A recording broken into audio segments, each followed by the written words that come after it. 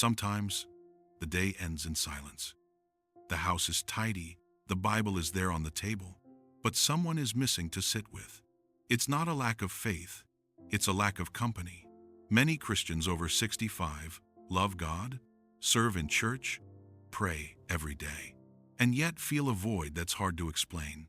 A simple desire to have someone to walk with, talk with, laugh with, pray with. But does this desire still honor God? Or does He, after a certain age, expect us to walk alone? Have you ever noticed how loneliness in later life is almost never spoken about, but is deeply felt? Many Christians over 65 wake up early, say their prayers, fulfill their commitments, and yet carry a heavy silence inside their chest. It's not neediness. It's not spiritual weakness. It's human. Perhaps you've lost your spouse. Perhaps you've gone through a divorce you never imagined living. Or perhaps you never found someone who walked by your side for very long. The children grew up, followed their own lives. The house became bigger, and the heart quieter. And the hardest part is that many feel guilty for desiring companionship. They think, I'm not young anymore. I should be content. But the Bible never treated the desire for companionship as a sin. Back in the beginning, in Genesis 2 verse 18, God said, "It is not good for the man to be alone." And that wasn't said just for the young. Prolonged loneliness does not strengthen faith. It can weaken the heart. It steals enthusiasm, joy, the desire to share life. How many times have you felt like sharing something simple and realized there was no one to listen? God sees this void. He does not ignore this silent feeling you may never have confessed to anyone. And before talking about answers, we need to acknowledge the pain, because God never heals what we pretend not to feel. But does desiring companionship after 65 mean a lack of trust in God? Or does He still have something far more beautiful to reveal? But before we continue, if this message is already touching your soul, leave your amen in the comments. Sometimes, declaring it out loud also organizes the heart. Many Christians believe, deep down, that after a certain age, God expects life to just be silent and lonely. But does this really come from Him? Or is it an idea that time has planted within us? The Bible shows something different. In Ecclesiastes 4 verse 9, it is written that two are better than one, because if one falls, the other can help him up. This verse has no expiration date. It doesn't say until 40 or until 60. It speaks of principle, and God's principles do not grow old. God never planned for you to go through this stage of life without emotional support, without exchange, without mutual care. Companionship isn't just romance. It's having someone who asks if you got home safe, someone who prays with you, someone who listens to your stories, even those you've told many times. Perhaps you've learned to be too strong, to not show need, to carry everything alone. But God is not pleased with loneliness disguised as spiritual maturity.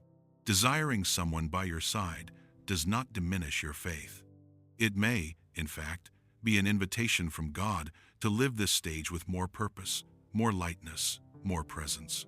And here arises an important question: how to find a companionship that doesn't just fill the void, but honors God? Before talking about who, we need to understand how. Because not all companionship comes from God, but when it does, it brings peace, not guilt. In the next few minutes, we'll talk about how to recognize this difference in the heart. Perhaps the most sensitive question isn't, can I have someone? But rather, how do I know if this companionship truly honors God? Because the truth is that a needy heart can confuse presence with purpose. When someone spends too much time alone, any attention seems like a gift. Any conversation warms. Any interest seems like a sign from God. But the Bible calls us to discernment, not haste. In Proverbs 4 verse 23, we read, "Above all else, guard your heart." And this is even more important after 65, when we have already accumulated stories, scars, and deep sensitivities. A companionship that comes from God never pulls you away from peace. It doesn't pressure you. It doesn't rush you. It doesn't make you hide anything from God or your conscience. Perhaps you've felt this before. When something starts well, but inside a tightness arises, a restlessness that doesn't go away, a feeling that something isn't aligned, even if it looks beautiful on the outside. God speaks a lot through peace, or the lack of it. A companionship that honors God respects your values, your faith, your time, and your story. It doesn't invade, it walks alongside. Ask yourself, with sincerity, does this person draw me closer to God or leave me spiritually confused? After talking with them, is my heart light or restless? These answers don't need to be quick. God doesn't work with anxiety. He works with clarity. But then, if not all companionship comes from God, how do we recognize the one that does? That's what we'll discover in the next part of this message. And if this word has found space in your heart, leave your like and subscribe to our channel to help this video reach more people who also need this light. A true companionship that honors God does not arrive like a hurricane. It arrives like a rest, like a conversation that flows, like a silence that doesn't bother. In Philippians 4 verse 7, the word speaks of the peace of God that guards the heart and mind. This peace is a powerful sign. When God is at the center of a bond, there is no constant confusion, hidden fear, or feeling of doing something wrong. This companionship does not try to take God's place. It does not demand emotional exclusivity. It understands your limits, your pace, your routines, your faith. It respects your good days and your silent days. Perhaps you think, does something like this still exist for me? And the biblical answer is simple. God does not lose the ability to surprise with time. Isaiah 46 verse 4 says that God continues to sustain even in old age. This includes the relationships He Himself allows to be born. When it comes from Him, there is no guilt, no need to hide, no fear of tomorrow. A companionship that honors God helps you be who you are, not who you need to pretend to be. It adds, it builds up, it doesn't erase your identity or your faith. And perhaps the greatest sign is this: you don't feel rushed. Because when God leads, the heart doesn't run, it trusts. But there is something even deeper we need to understand. Before seeking someone, God works within us. And that's what we're going to talk about now. Before God places someone by our side, He almost always does a silent and deep work within us. It's not something visible. It's not rushed. It's internal. It's careful. After 65, no one starts a new bond from scratch.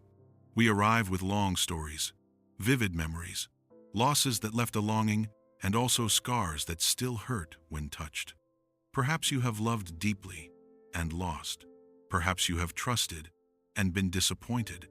Or perhaps you have spent so many years being strong that you've forgotten how to share the weight with someone. And God sees all of this. He does not ignore what has been stored in the heart. That's why, many times, the waiting period is not an absence of an answer, it is care. Psalm 147 verse 3 reminds us that the Lord heals the brokenhearted and binds up their wounds. Binds them up, one by one. God does not build true companionship on open wounds. He first restores security, identity, worth. He teaches that you don't need to accept any presence just to not be alone. He adjusts the heart to recognize peace, not urgency. Perhaps this is the time to forgive yourself. Forgive past decisions, unspoken words, paths that didn't work out. Because a companionship that honors God does not come to fill emotional holes. It comes to share a life already cared for by Him. Ask yourself with sincerity and tenderness, am I waiting for someone to complete me or to walk with me? When the heart begins to rest in this answer, something changes inside. Loneliness loses strength. Anxiety decreases, and hope begins to breathe again. But there is something even deeper that sustains all this. Even on days when the house seems too silent, there is a presence that never absents itself. God does not withdraw with time. He does not age. He does not tire of walking with you. Isaiah 46:4 brings a promise that touches the depths. Even to your old age I am He, and even to gray hairs I will carry you. Notice this calmly. God doesn't just accompany, He carries. A true companionship that honors God begins with this certainty. When the heart understands that it has never been alone, it stops begging for human presence at any cost. It learns to wait with confidence, not with fear. Perhaps God will still put someone by your side. Someone who respects your faith, your pace, your story. Someone who arrives without haste, without demands, without confusion. Or perhaps, for a time, He is teaching you to live a deeper communion with Him Himself. None of these possibilities is abandonment. All of them are care. When God is the foundation, the right companionship does not bring guilt. It does not require you to hide. It does not steal your peace. It adds, builds up, and brings rest. And even if no one is sitting by your side right now, know this: God still writes new chapters. He still creates encounters. He still restores the joy of sharing life. After 65, life does not end. With God, it continues, accompanied, cared for, and full of meaning. If there is one thing God has made clear throughout His Word, it is that He never abandons those who keep walking with Him. Age does not limit God's care. Time does not conclude His plans. And loneliness does not define your worth. Perhaps you will still find a companionship that walks by your side, that respects your faith and brings peace to your heart. Perhaps God is, right now, teaching you to live this stage with more depth, more presence, and more trust in Him. In any scenario, one truth remains: you have not been forgotten. Psalm 92 verse 14 reminds us that they will still bear fruit in old age, fruits of wisdom, of faith, of relationships more mature and aligned with God. If this message has spoken to you, leave your comment and also leave your like. Take the opportunity to subscribe to our channel, Ageless Souls, and share this video with those who need to remember that there is still purpose, care, and hope. May God bless you, and we'll see you in the next video.